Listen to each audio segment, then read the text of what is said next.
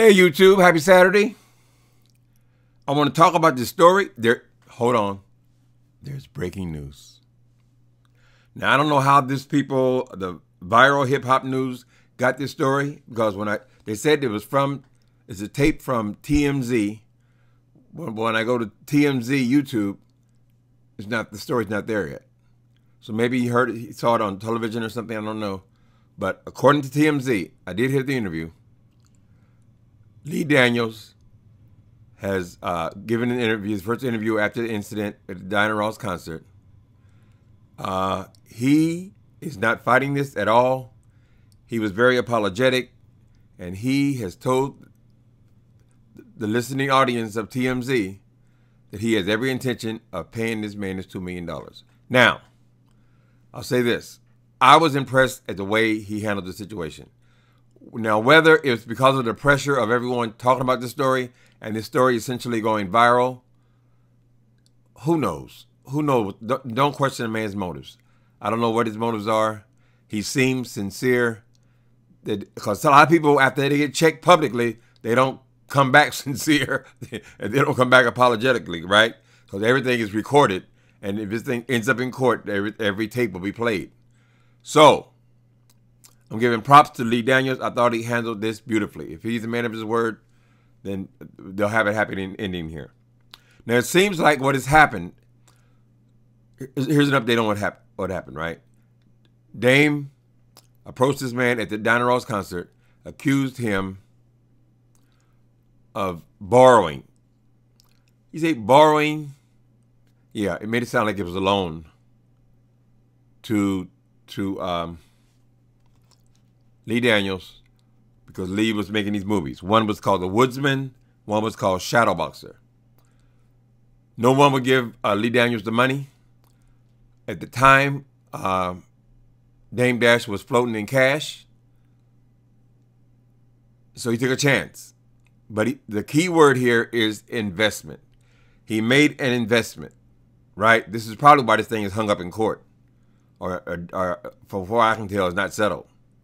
It's because he made an investment, and the investment, when you invest in something, you're taking a chance. It's like gambling. You know, if you bought real estate and then the market crashed, then you lost that money because you made a bad investment, or investment went wrong. So, although Lee Daniels is not arguing with this man, he said the man is responsible for jump-starting his career when he needed help, and he has every intention of paying him. He said $2 million.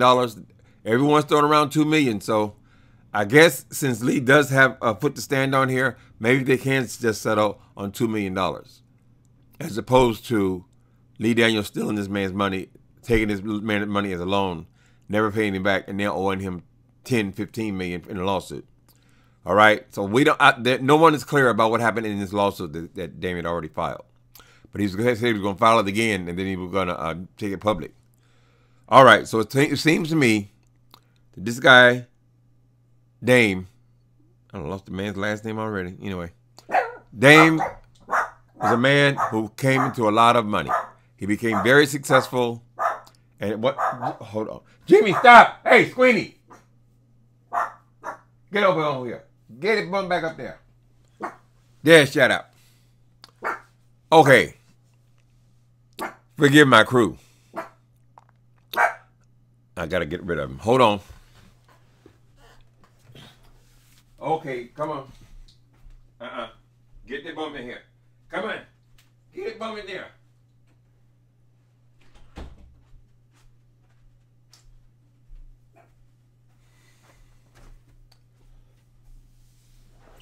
Please forgive my dog. He's only a week old, so he ain't learned the rules yet. Okay, so what was I talking about? Oh, yes. So I get the impression Dame had all his money, right? He was in the record business. And I said in other interviews that he not only did he get ripped off by, or he felt he'd been ripped off by Lee Daniels, he'd also been ripped off by other people in the music industry, and he was trying to break into the film industry. And he got ripped off a lot. He was a nice guy. He didn't get collateral for any of these loans. And so maybe he's not doing as well right now, or he could actually use his money.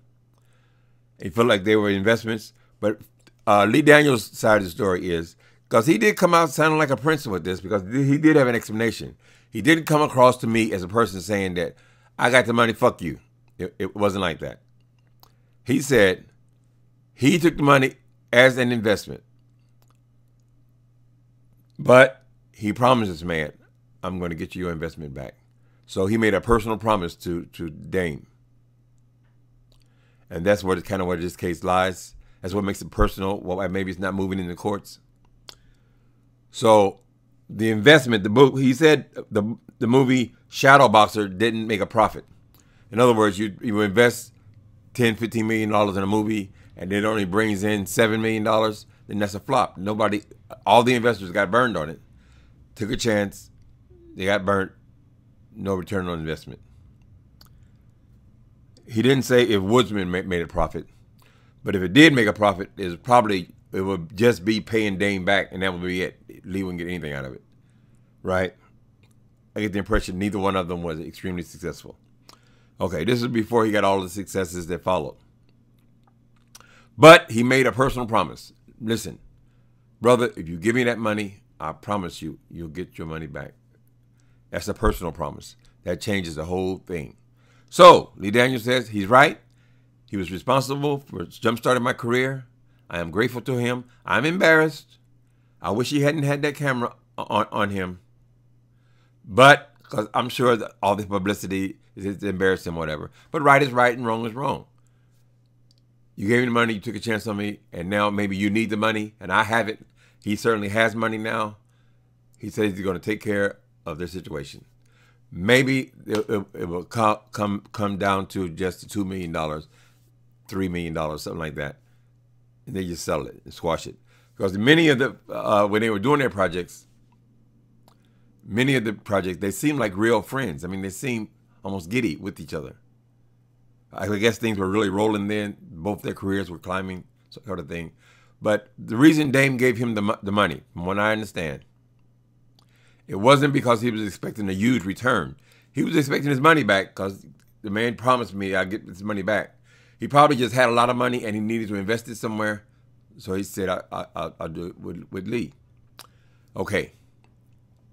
But Lee Daniels made him a lot of promises about him being a part of his future projects. And after that, after those movies didn't make money, I don't know to call them flops, but they didn't make any money. They lost money. Lee cut him loose. Lee Daniels cut him loose. Some people could argue I mean, they can all afford, I'm sure, the best lawyers can argue there was an investment, that everyone who invested got burnt. They all lost their money. And some will say it was a personal loan. I think it kind of sits on, it was an investment, but Daniels gave him his personal guarantee. He would get investment back. Okay. It sounds like Dame wanted to break into the movie business, and he saw Lee as being his ticket to get into business. Lee made a lot of promises about him on future projects, but he didn't include him. He didn't even invite him to parties and things. So the man felt shut out, and feelings were hurt. Lee had many successes because this guy Dame, he could have got in on Empire. He could have got in on a lot of things. But apparently he's saying that maybe Lee Daniels made some promises that he couldn't keep because maybe he didn't have total control over these projects, right? Anyway, maybe we'll see this interview. I don't know. It's not on YouTube yet of this TMZ interview, but you can go to Viral Hip Hop News and they'll tell you the story. They have the audio. Sounds like Lee's doing the right thing. And I can see maybe these guys will even still have a friendship after this, because it seems like they both have a case. Lee Daniels took the high road. Beautiful. I didn't think I was going to get out of the bad publicity. But from what I heard, it sounds like it can be worked out. Okay, so that's what I have from this story. I will be following this story, so I find it very interesting. All right, that's the latest. Later.